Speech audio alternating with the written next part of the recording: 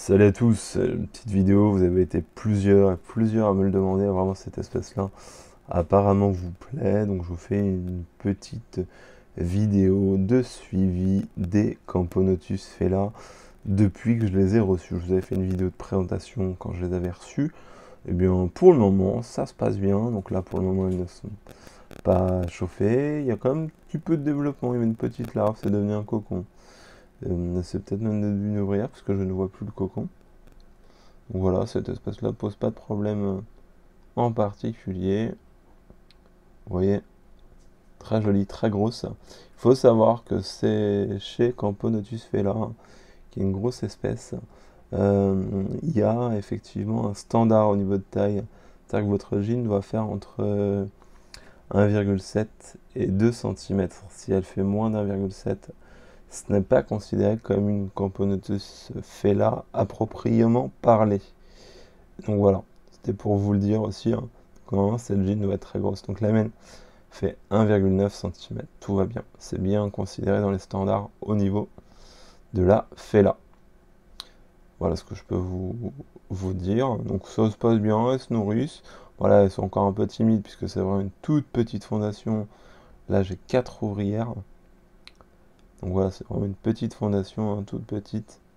Vous voyez, donc le petit nid, entre guillemets, en béton cellulaire ou en pierre, je ne sais pas ce que c'est, hein, que j'avais eu sur AliExpress, fonctionne bien.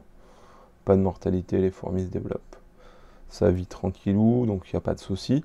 Après, c'est une espèce qui vit au sec, hein, là, il n'y a pas du tout d'humidification. Elles ont juste un petit abreuvoir dans l'air de chasse. Voilà. Voilà ce que je peux vous dire sur les petites fées-là. Vous voyez un peu les colorations. Là, la gine, malgré qu'elle ne soit pas chauffée, je vois qu'elle a pris quand même une filiograsserie au niveau du gastre. Vous pouvez le voir avec les stries.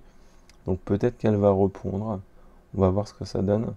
J'aime bien moi les couleurs de cette espèce, ce côté noir très intense et le côté beige sur les côtés. C'est une jean qui est assez claire par rapport à d'autres.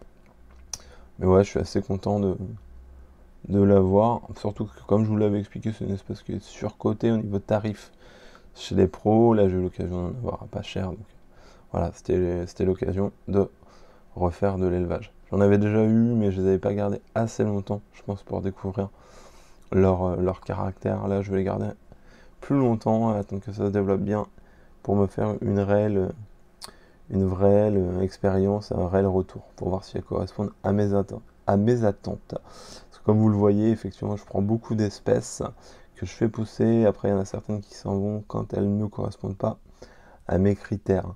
Donc après, certains vont trouver ça bête, mais moi je trouve ça génial. Parce qu'au moins, ça vous permet vraiment de sélectionner des fourmis avec le comportement que vous voulez, hein. Et au final, après, j'aurai mon petit pôle d'élevage avec que des espèces que je kiffe vraiment à fond. Voilà. Vous voyez un peu. Ils sont pas plus stressés que ça, hein, ouais, ça court pas partout. Après, vous voyez l'ouvrière, je sais pas si vous allez bien voir là sur la vidéo, qui tape du gastre pour communiquer, je pense, pour dire attention, il y a un danger.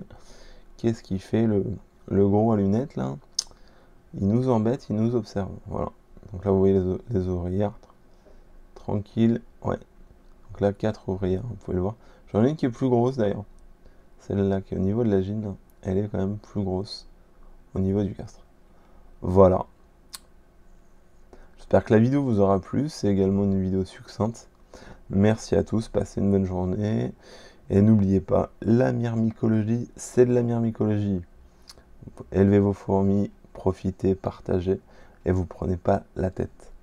Et également, petit message à la myrmicologie, pour moi, c'est pas une question de budget. Alors si, forcément, il faut quand même un petit peu de budget pour investir dans le matériel, hein, mais on peut très bien, effectivement, démarrer la myrmicologie avec une trentaine d'euros, sans problème. Voilà, bonne journée à tous, salut, salut.